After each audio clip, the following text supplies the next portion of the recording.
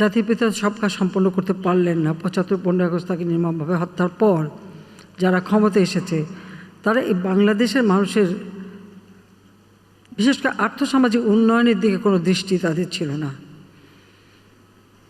২১ বছর পরে আওয়ামী লীগ সরকারে আসে, আর আমরা সরকারে আসার পরেই আমাদের পদক্ষেপ হয় কর্মসংস্থান সৃষ্টি, শিক্ষার হার বৃদ্ধি করা, কারিগরি শিক্ষাকে আরও বেশি সুযোগ দেওয়া এবং আমাদের শিল্প কলকারখানার ক্ষেত্রে এই ক্ষুদ্র মাঝারি হস্তশিল্প এগুলির যেন বেশি গুরুত্ব পায়, যাতে অধিক মানুষ কর্মসংস্থানের সুযোগ পেতে পারে।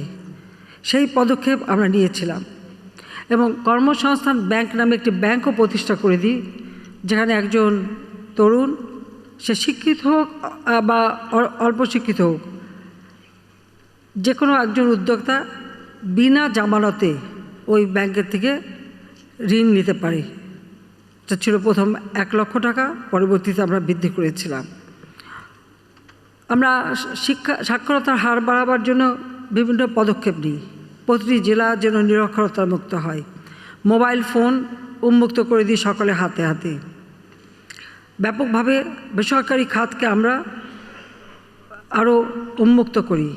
আজকে ব্যাংক, বিমা, আমাদের টেলিভিশন, রেডিও, সেই সাথে সাথে আমাদের এয়ারলাইন্সগুলি, বিমান, হেলিকপ্টার সার্ভিস থেকে শুরু করে বাংলাদেশের বিভিন্ন খাতে আমরা বেসরকারি খাতকে আরও সুযোগ সৃষ্টি করে দিই এবং উদ্যোক্তা হিসেবে আমাদের তরুণ সমাজ যাতে গড়ে ওঠে।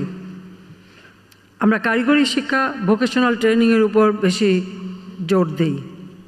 শুধু গতানুগতিক শিক্ষা না, এই সাথে সাথে কর্মযোগ্য শিক্ষা যাতে হয় সেই পদক্ষেপই আমরা নিয়েছিলাম।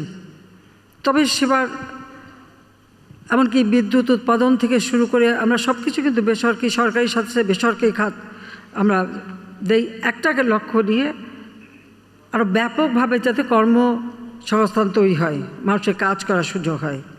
খালি উৎপাদন করলেই হবে না, উৎপাদনের সাথে সাথে উৎপাদিত পণ্য বাজারজাত করার যে সুযোগ, সেই সুযোগটাও যাতে সৃষ্টি হয় সেটাও আমরা পদক্ষেপ নিয়েছিলাম।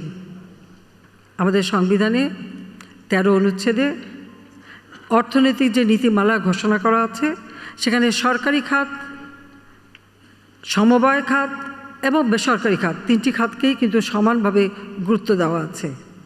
আর সেটা অনুসরণ করেই আমরা আমাদের কর্মপরিকল্পনা নিই এবং পদক্ষেপ নিই।